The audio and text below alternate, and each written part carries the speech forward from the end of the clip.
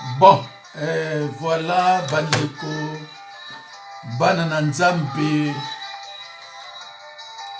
banana nzambe, eza Pasteur Jacques Dinabanza, naye kolobela mingi mon fils, nakobenga ye mwana ngai, parce qu'il est trop jeune, il peut avoir le même âge que mon fils, peut-être votre fils n'a pas encore naye. Ezali kombo naye Desio Denar. Nakoloba mingi po na ye, nakoloba mingi po na Sœur Herbie, servante de Dieu, et naba mosusu soki possibilité ali baladanoise, Jean-François Ifongue, cœur sensible, si cela est possible.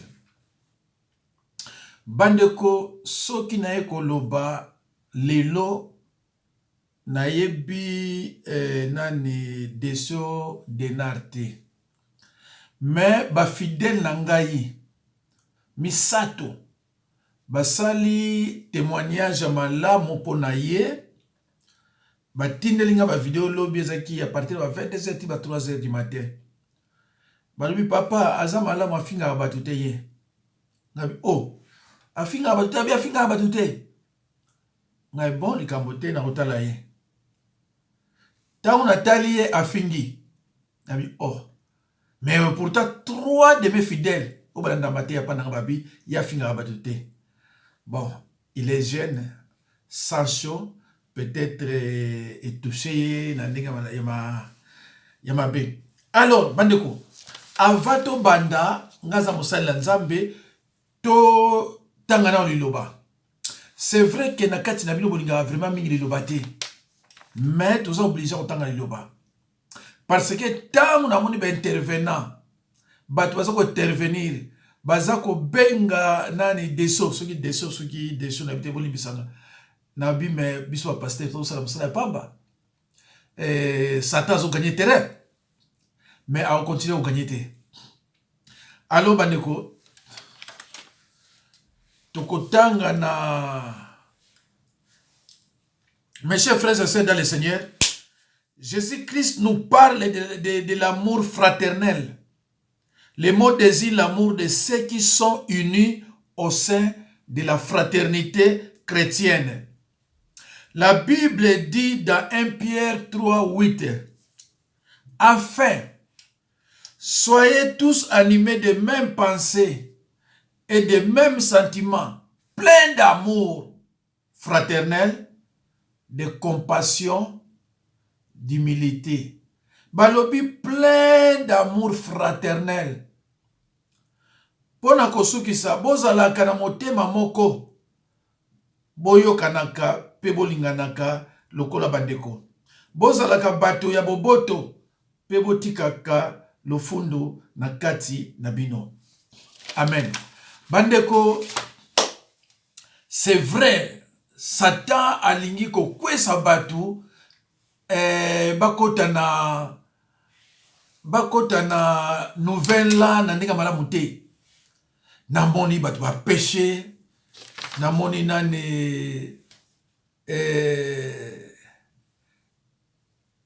c'est triste. Alors bandeko ngai na komema bino toujours na ye a pona condamner te. Mais na ye pona expliquer bino bana nzambe. Pour la plupart des intervenants, on va intervenir, naba on va commentaire. La plupart boza ba chrétiens. Alors ceux qui boza ba chrétiens, je suis votre pasteur. Nous sommes obligés d'intervenir. Na yoka ki deso alobi lo moko, ayi ba prophétie ezo utapa monsieur ezo utapa satana et pesinga pasi. Parce que prophétie utapa satana ezate. Nako expliquer ye. Nako expliquer ye pourquoi, parce que la moni be batu balandaka ye mingi, il est aussi jeune. Soki azoko yoka liloba ya malamu. Ninga sala be mission na ye, akope ko tia liloba wana et akope ko changer. Parce que batu balandaka biso basela nzambe otoza correct pedate. batu mesana kolanda neti badeso baza bagene kolanda neti basataniste ifonga azo détruire bana nzambe batu balingi kolanda nde bato ya ndenge wana. Alors bandeko deso nayebi koza gene baverse bibili na otiawa na yoki yo na kama makambo na nzambe naza silo kolanda yango ekoyede yo po prochainement oyeba ndeni okoagir. Po na yoki yo lobi la danoise aza na mwana 44 ans donc aza mama mais oui soki yo zo reconnaître que ye aza yaya na yo to mama na yo, vous la devez du respect même si vous avez sami biso to na Kinshasa to kona quartier na baya basi oko uta classe ozoli ya nano lete ya kangi yo abi zo molanga mafuta kino so milanga mafuta na wenze tango otale boy yaya aza mwasi me yaya asimilo bakaye okema ngoso milo zongi n'époque na biso yaya azla mwasi azla mobali surtout semeki to finga bangote. Alors bozo éducation belé et pas ya sataniste ifonge yemta yeli bino ba kambu ya kofinga abomba mina aza ko dénoncer ya kofinga bandoki ba Jezabel banani mais ngana ko lakisa bino ke muto bozo ko landa bana nzambe ata mukeli lo ba yebite. Je précise hein, ata mukeli lo ba yebite parce que soki na zo lo ba liloba akoyi ko ya ko bundisa ngate parce que akoko tika pe ko si ma Bible. Alors bande ko bito la ndangai bon fond la Bible dans Actes des Apôtres 10:28. Dans Actes des Apôtres 10:28 apôtre Pierre aza ko enseigner biso interdiction ya koloba na mutu ndoki. Kofinga mutu ndoki est interdit na Bible. Donc soki yo ozo kolandanga soki yo za chrétienne soki yo na monoko na yo bimisaki danoise ndoki emerbi ndoki nani papa Desom mon fils ndoki yeba ko péché en tout cas yeba ngo ko péché eza ngaite eza bibili ya ngaite. Alors moi Nanzame Jésus-Christ n'a-t-il pas dit ceux qui sont mes frères et sœurs ce sont ceux qui écoutent la parole de Dieu et qui la mettent en pratique. C'est vrai que bana Nzambe bele ba fungana na sur Bible té. Mais tala diable ninga sakay na bino po bokota anezo yo na ninga malamu tala ninga sokisi bino mitema. Bino so wo ba susu ko. Mais c'est quoi? Donc qu'est-ce qu'on a Colossiens 3:8. Dans Colossiens 3:8 Bible zo na biso eza ko interdire des paroles grossières. Koloba kaneti, oza ndoki, oza Jezabel, oza Bible les autres biso eza interdit. Ngaite tant na Colossiens 3:8. Pour vous faire voir na ba verset biblique muto bolandaka. Oya zo bebe sabino, botala tamo yena no yena YouTube te. Bino ko boyeba na ozalati. Mais banda ya kosi bino kaza mosala nzambe. On a dénoncé, depuis quand un sataniste dans le royaume de Satan a dénoncé un pasteur au bazar dans le royaume de Nzambe. Mais pour la Bible, Pierre t'a déconaki, mouta reprena qui est, mouta la Galate, mouta reprena qui est, Ezaki apôtre Paul. Ce n'est pas pasteur Timothée. Pasteur Timothée a droit d'être que pasteur à reprendre l'apôtre. Donc, ce qui Mouto a un titre supérieur à déconner. Mouto a reprendre ye. Kaka moninga na ye.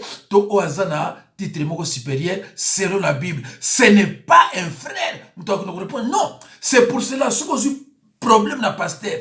Kende ko yebisa pasteur. Ye mouto a reprendre ye. Mais yote. On a zolo c'est biblique hein. Quand ba makwani bandate. Na zo no biblique. Bon, il faut reconnaître avoir aza ko reconnaître que Satan a 48 personnes aboma bango, c'est que à reconnaître que aza na royaume ya ténèbres, à reconnaître yango botuna yi. Alors soki aza na monde ya ténèbres, de quel droit aya ko dénoncer pasteur ou aza na royaume de Dieu? Mais ça dit bana nzambe boluka boyeba kaliloba boyeba ba ventilier na deux versets bibliques na pesi awa. Et l'ongoli déjà, il faut que attaque mon sang dans et l'ongoli ba version dans ça y bien goûté. Et ça fait plus de 10 ans, il faut que attaque jamais amour. Mes chers frères et sœurs dans le Seigneur, amour de Dieu et amour du prochain. Ces deux commandements vont obligatoirement de pair.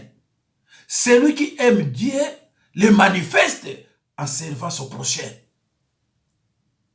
Et les Écritures annoncent clairement que le peuple de Dieu souffrira et sera amené en captivité s'il persiste dans l'ignorance et dans le péché. L'ignorance tue. Romains 4:6, mon peuple est détruit parce que lui manque la connaissance. Ce verset biblique ne dit pas que mon peuple est détruit à cause des sorciers. Non, mais par manque de connaissance. Pourquoi vous avez péché? Pourquoi vous avez la mout? Peut-être yo leki na Bible, yo zo lande pourquoi? Biso to finga kate, nana ina mafinga. Biso bana nzambe to finga kate to lobaka, mais nani aina mafinga? Tala ba témoignage ba pesi pona bandiminanga ba pesi pona deso. Ba papa ya finga ba tuté. Muso ay papa ye afinga ba tuté mais alobaka na ye mais afinga ba tuté. Tala ba témoignage malamu pona deso. Diable allié à bébé ça va témoignage wana. Mes chers frères et sœurs, ne prenez jamais le risque de plaisanter contre la parole. Qu'on plaisante avec la parole. Ah là là là là, mes chers frères et sœurs, dans le Seigneur. Attention, chaque parole que nous prononçons a un effet positif ou négatif. Job 5:6. Matthieu 12:37. Bande konangai. Parole nous se prononce ka. Cette parole a un effet. Ce qui a malamu et ma bénédiction. Ce qui a ma paix et ma nini ma malédiction. C'est vrai. Tamuna yoki Barobi mais MRB, ce qui MRB boni misanga. MRB afingi nanite alobeli de sauter. Il y a quelqu'un qui a une émission et pas ya na chaîne na bango. Alobi nenge baza komona, il semblerait que liwa et pas ya nani ya de sauter. Basuki wana balobi obakoka koloba. Mais Emerbi a lobby na de ce côté. Moutou oye ko sala émission, yem dans lobby, mais a fini en quitter. Bon, c'est na biso la danoise. Pour vous incriminer bino nyonso que yem dans lobby na nani ndoki di kamote. Bon, par oubli ou par précipitation, la danoise a ébagité. À ce titre, par exemple, na yebite ceux qui osent ndoki.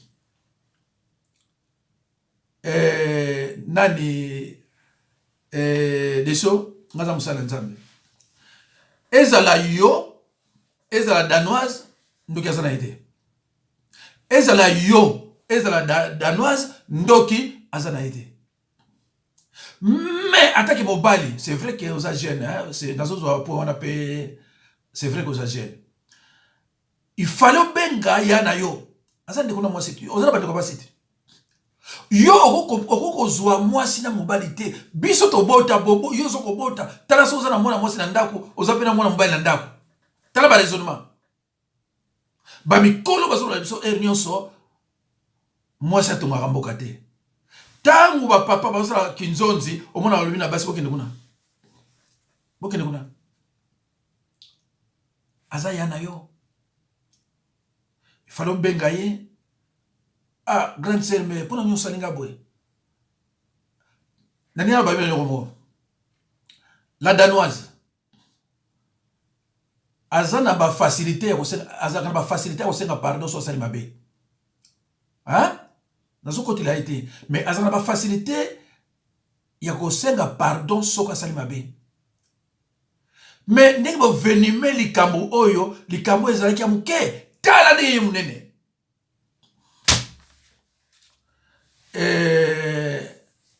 Ngai basalanga be mission combien etambola monde atier pona nini pona loba ke Chilombo c'est un traître et que akosala rien naza musala nzambe na bia akosala rien koloba loba nyo ba sepela kité mais ba utiliser batu musu baza ko yako ba ke ba yebinga.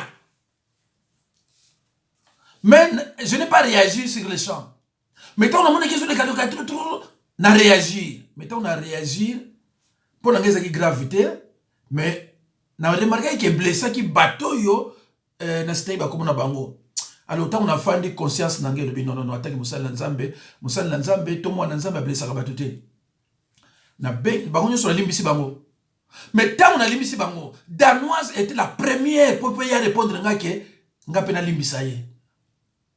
Na batu nyonso wana, mais danoise était la première pour ngapena limbisa ye. En tout cas, j'ai prié pour elle, j'ai prié aussi pour ses enfants. L'équipe des choses, c'est vrai que yo sali rien dans un pas batu batumboli yo. Mais les camotés, aux amobali na ko peso réseauté. Soze ki moi c'est nga peso raison, aux amona mobali.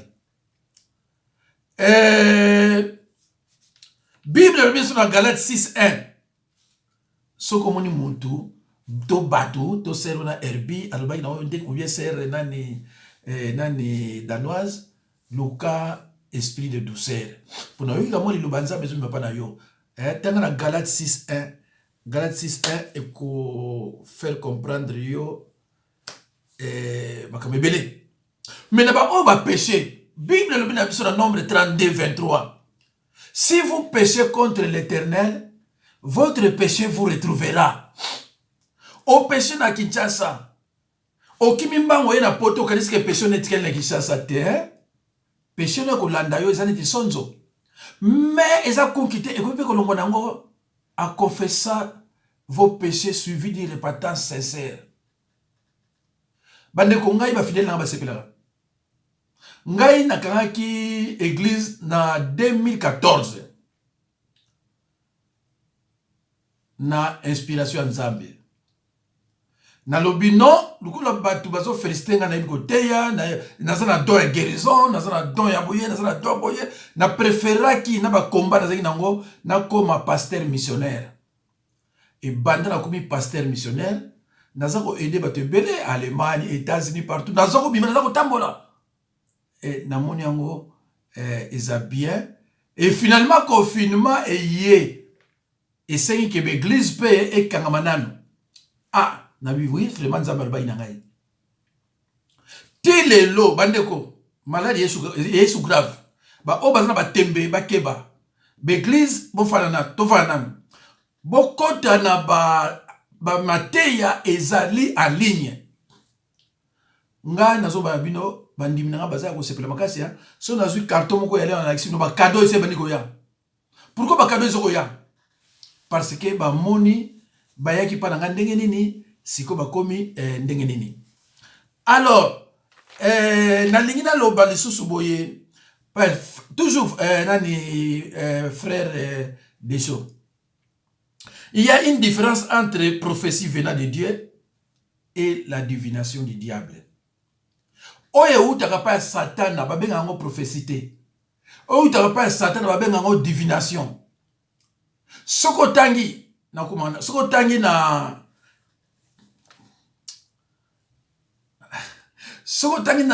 Actes des Apôtres 16 à 19, là on parle d'une femme qui avait l'esprit de Python. Mais Python a un esprit. Quand on parle de l'esprit de Python, on parle de la divination. Alors, na ko expliquer yo ton atangi la yo divination ngolo banini. La divination est la pratique par laquelle on utilise un esprit démoniaque pour révéler certaines choses cachées. Elle est souvent la révélation d'une réalité sans amour qui conduit l'homme à s'écarter de la source divine. La divination est interdite par Dieu, même si celui qui la pratique tient la Bible en main.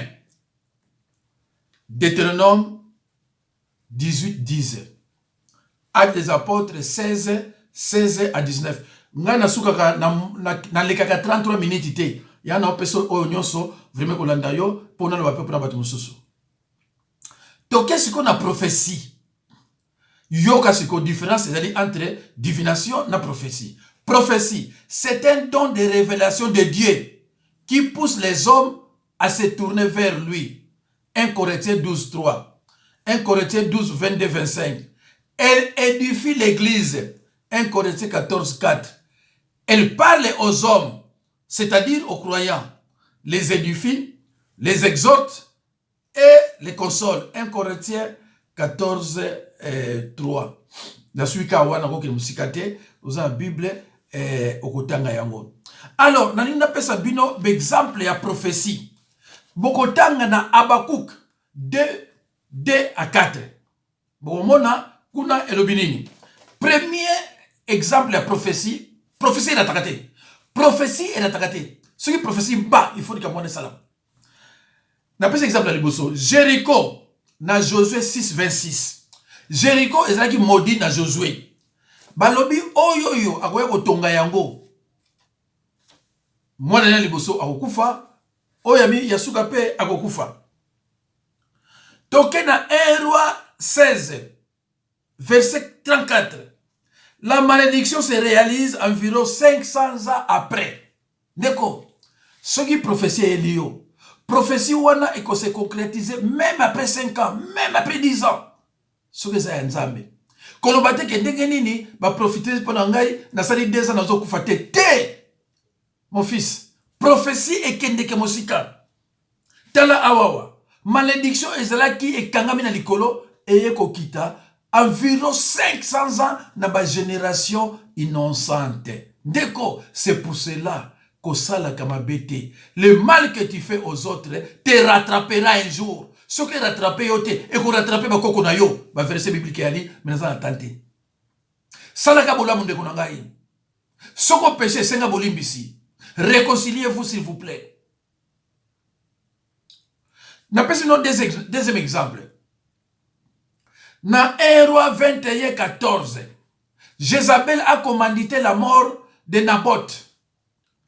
Dans 1 Roi 21, 14, babomi Naboth. Oyo azalaki mukolo bilanga, lokola nani, Akab.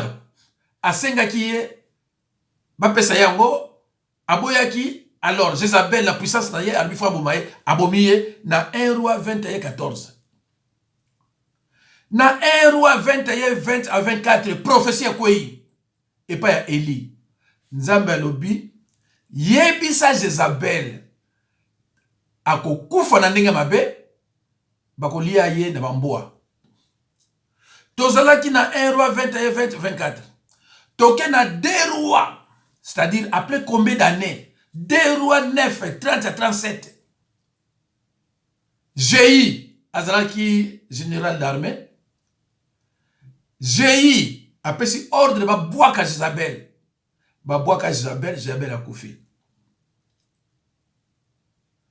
Alors, Jéhi a dit, bon, nous avons quand même reine, mon roi. Beaucoup de zoyer, beaucoup de gens bien. Tant que vous avez beaucoup de gens bien, beaucoup de gens bamboa balia nyonso. Bamboa balia misuni nyonso nzoto. Donc, prophétie à Élie, malgré 18 ans, et s'est concrétisé. Alors, ce qu'on a dans Habakkuk 2, 2 à 4, Bible Zoloba, quel que soit l'état, cela prendra, mais cela va s'accomplir. Alors, papa, moi, nanga ina ni desho, li kambote, mais là, maya pio, ce qui possibilité yali, benga ya na yo, azamutu, Luka Olimbisa, loba na ye alongola vidéo yango, na yebi danoza kolongola na yango, yo po longoli basalite wana nyonso. Alors, nanina loba na bino, na eloko yo MRB asala pour na ifonge. Je suis le premier ya koloba na ifonge na 2015-2016. Dans la landi ba vidéo na nyonso o uta ko supprimer. Et j'ai dit na muto ya linga oboma na bi petio yo aboma bato.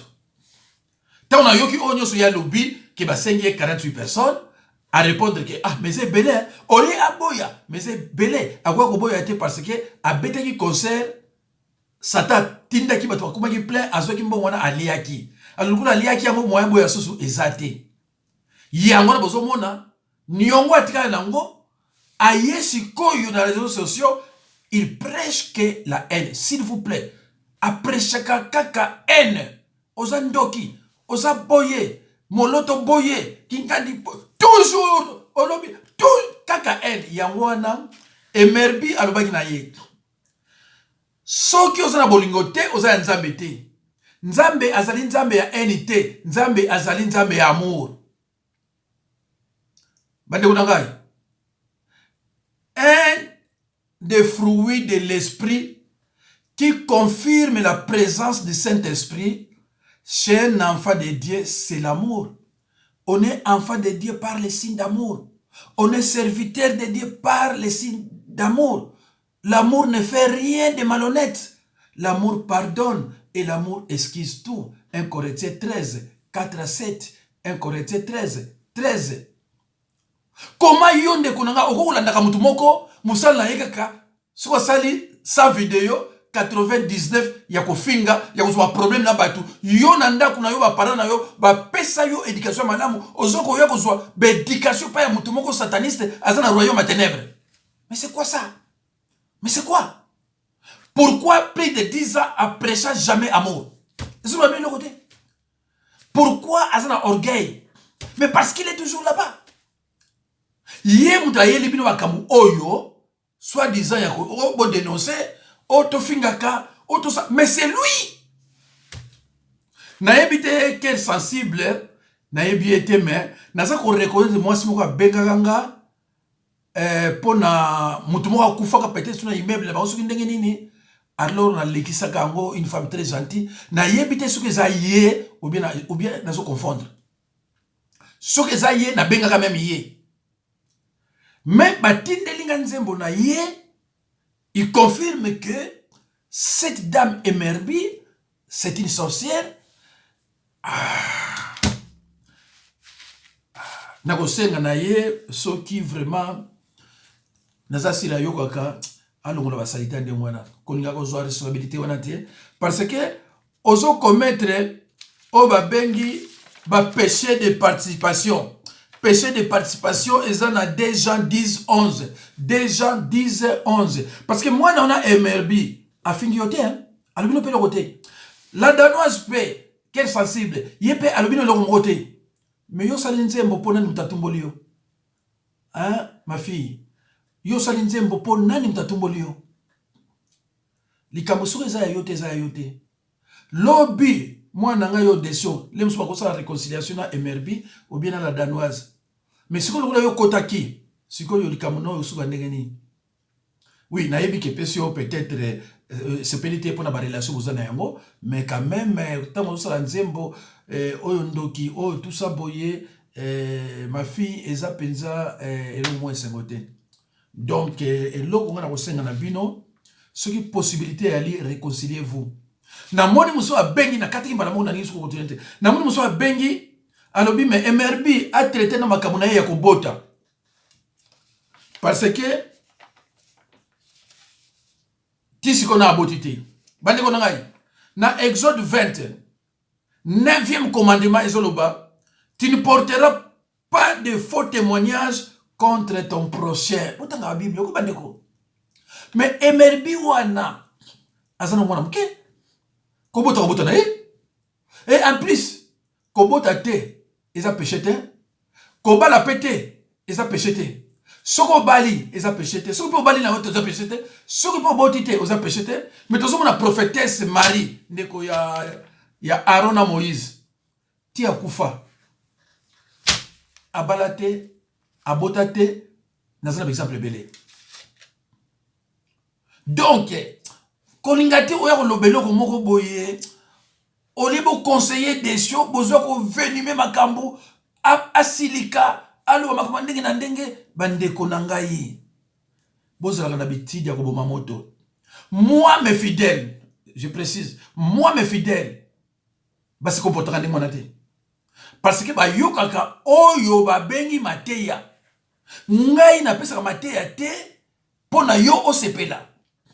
Na pesa ka mateya pona o changer. Soko o lingite quel que soit qui toko na yo na bengani bana moko. Oh basi wasala ka kimi mbeto mobali akiona e pa na bengani yo. Et je suis comme ça, je suis strict. Ou bien olingi makama nzambe ou bien olingi makama nzambe te. Tango yo ozo simbe loko yo. Tango yo ozo simbe loko yo. Il faut comportement no changer, intérieur, extérieur aussi. Tango ozo simbe loko yo, comportement no faut changer. Alors ngai na condamné mutu moko te, mais na kolobela MRB na biso mibale, soit na téléphone, soit na sala émission. MRB azana trop jeune, azana vrai pasteur te oyo azako suivre ye pona aloba na ye oyo koloba te oyo loba, oyo ko toucher te oyo toucher. Dans Deutéronome 30, 19, c'est clair. Dieu nous a créés libres. Et Dieu lui-même respecte notre liberté de choisir. Ce qui moutou a choisir nae à la côté sataniste. Il n'a pas péché, il a fait son choix. Mes chers frères et sœurs dans le Seigneur, il y a une nette différence entre péché et choisir. Et c'est différent. Vous pouvez remarquer bateau yo aponi na monde à ténèbres, c'est-à-dire aponi Satan, aponi enfer. Mais ce qui a eu ko simba Bible, donc ce sont trop touché côté. Mais ce qui a eu ko simba Bible, net ifongi. Akoye babiso. Akoye babiso. Toko lak saye ko za rien.